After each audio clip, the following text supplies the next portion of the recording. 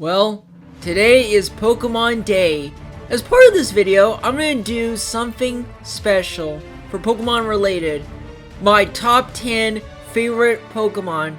That's right, my first top 10 video on my account. I've been playing this video since last year, and I feel like it's a good option to make top 10.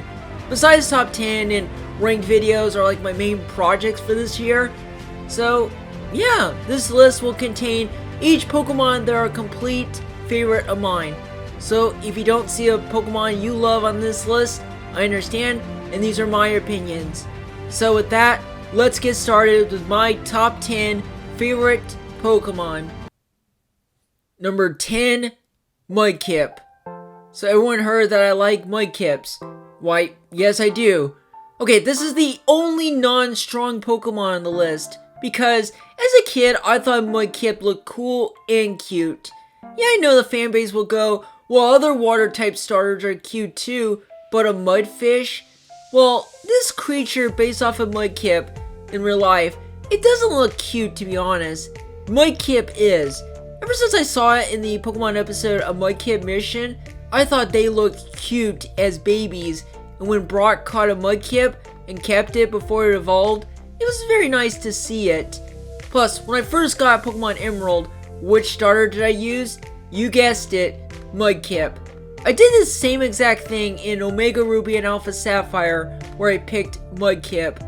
While Charmander is a great starter, Mudkip will always be my favorite starter, depending on all the starters and regions. I don't care if it has a popular meme, I don't care if the stats are not great. Mudkip will stay at the number 10 spot on my list. But now, let's move on to the strong Pokemon. Number 9, Zekrom. While I wanted to put it on top 10, I put it a little higher because it's a legendary. It's a shame that I didn't pick up Pokemon White version because Zekrom looks really cool for design.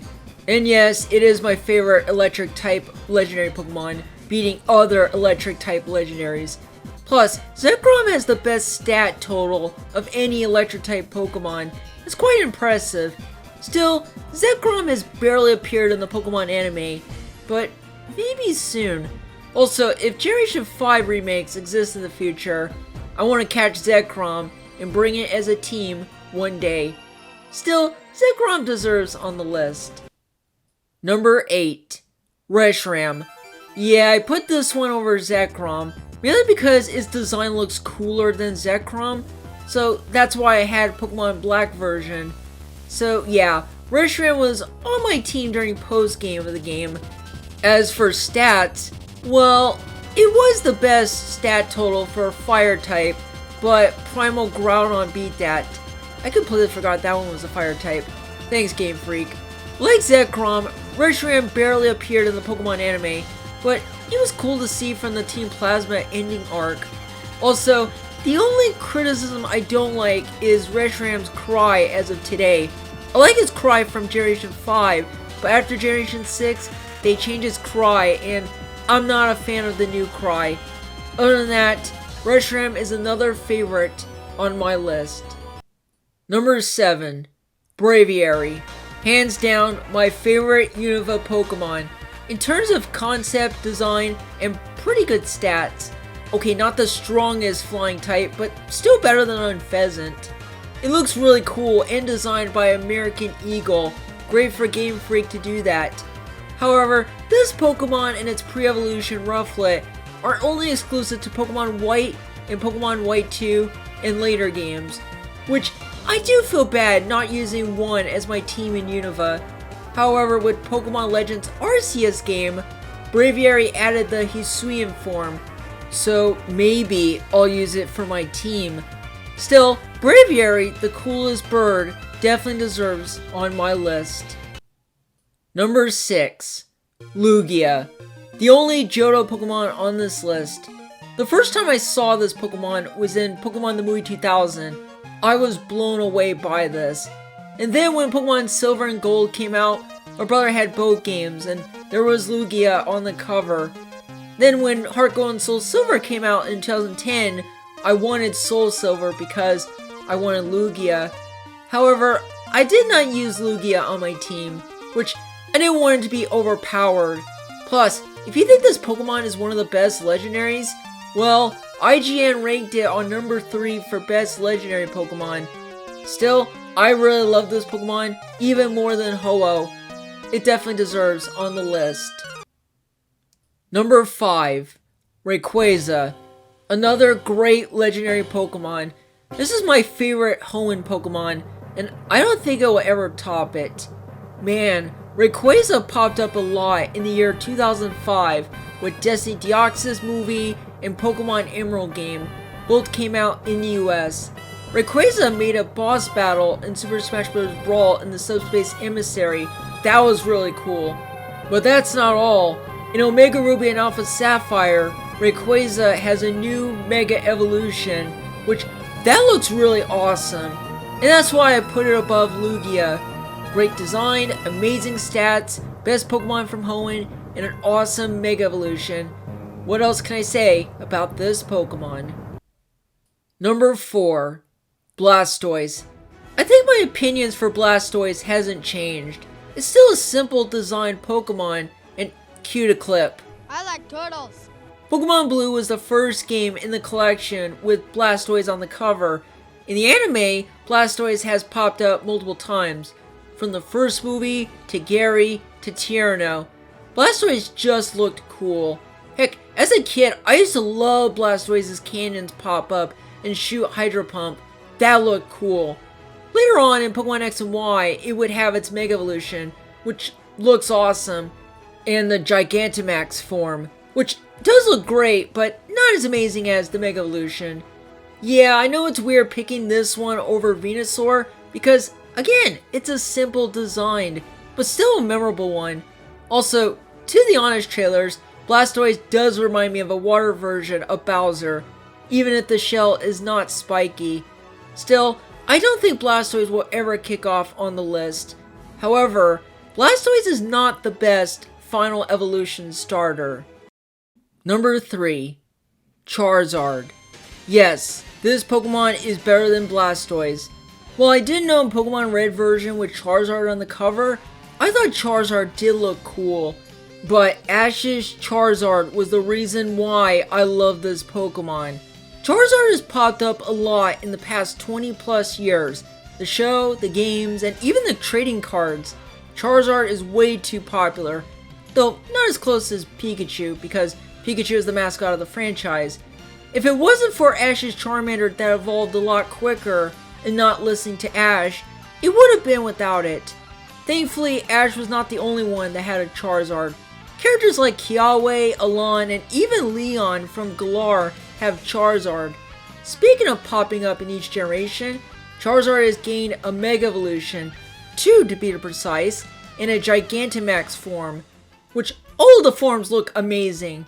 Charizard is even playable in Super Smash Bros. Series, though Pokemon Trainer control the Pokemon in Brawl and Ultimate, while the 4th game you can play Charizard. While Charizard is overplayed in the Pokemon series, you can't hate this Pokemon. Some Fire-type Final Evolution starters are cool, like Infernape and Incineroar, but Charizard will never top it, and it will stay as is. Before I get to 2 of my favorites, here are some honorable mentions that didn't make it to the list. Gengar. Yeah, I couldn't help leaving Gengar behind. This is a cool Pokemon in the Kanto region. Plus, this is hands down my favorite Ghost-type Pokemon, but couldn't make it to top 10. Swampert. I'm one of the people that likes this Pokemon. The reason why Swampert is not in my top 10 because I like Blastoise more. Plus, Mudkip is more memorable than Swampert. Overall, Swampert is one of my favorites. Staraptor. Before Braviary, Staraptor was the coolest bird. I used it on my team in Pokemon Diamond, and I still love it. This was kinda close on my top 10. Luxray. This Pokemon looked really cool. It's a shame I didn't use it from the start, but maybe soon in the remakes. Its design looks great, the attacks from Luxray are great. Just a cool Pokemon, it was just shy away from my top 10. Toxtricity. My favorite Generation 8 Pokemon. Great typing, great concept, and even having 2 forms. I'm so glad I used it on the team when I played Pokemon Sword. Toxtricity is not quite close to my top 10, but it deserves an honorable mention. Well, we're down to 2 now. Which one is going to be my second favorite, and which one is my favorite? So now, for number 2 and number 1 are both Lucario and Mewtwo. Okay, hear me out. I'm going to make a case for both of these Pokemon being my favorites. Let's start with Lucario. Back in 2006, when I saw it, I thought, it does look cool, but I've seen better designs. By the time I got older, I was loving Lucario even more than the first time I saw it. The reason why Lucario's design was fine at first because it seemed like a clone of other ones. But boy, every time Lucario moves, I love it more. So I take it back what I said when I was 11. Lucario's design is fantastic. It may look like a dog, but it walks on 2 legs like a human. So yeah, a total change for me about the design. And while the stats is actually not bad, that's not the reason why I like it. I like the way it portrays. I do use Lucario in Pokemon Y, and it was great to use on my team. Plus, like Charizard, Lucario has been one of the most popular Pokemon. Ever since Diamond and Pearl, it has popped up in almost all of the games. It has a Mega Evolution form, which, by the way, that looks awesome. Had its own movie, Lucario and the Mystery Mew, popped up in trading cards, even playable in Super Smash Bros. I was pleasantly surprised that Lucario made its debut in Super Smash Bros. Brawl, which he plays great, one of my favorite fighters to play. And let's not forget its appearances in the anime show. If you thought Charizard had so many by some trainers, well, Lucario takes a spot. These trainers had Lucario. But recently in the show Pokemon Journeys on Netflix, Ash Ketchum finally got his own Lucario after evolving it from its pre-evolution, Riolu. And I'm proud of Ash for getting a Lucario after people were dreaming since 14 years ago. So yeah, while Lucario is not close as my favorite, it is still a fantastic Pokemon. Now, on to Mewtwo. When I was a little lad at age 4, Mewtwo looked amazing in terms of design, power, and even personality. When I first saw Mewtwo in Pokemon the first movie, I've never seen this Pokemon this powerful before. By the time I got older, it's still my favorite Pokemon, and yes, my favorite legendary Pokemon. Mewtwo is one of the more popular ones in the franchise, and it's no surprise since the Pokemon was in Kanto and remained as number 150 in the Pokédex. Mewtwo has popped up on multiple occasions, like having 2 Mega Evolutions like Charizard. Mewtwo has popped up in specials and movies, various trading cards of Mewtwo, particularly this one, and of course, appears in Super Smash Bros. Melee was the debut for Mewtwo, and by the 4th game, it returned as a DLC character, and appeared again in Ultimate, which I did play Mewtwo in those games, and he plays great. I will say, I did use Mewtwo a few times.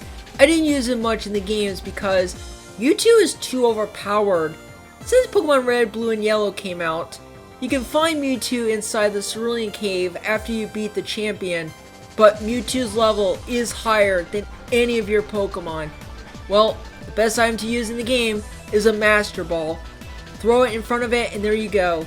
Mewtwo can be used and it will be your strongest team.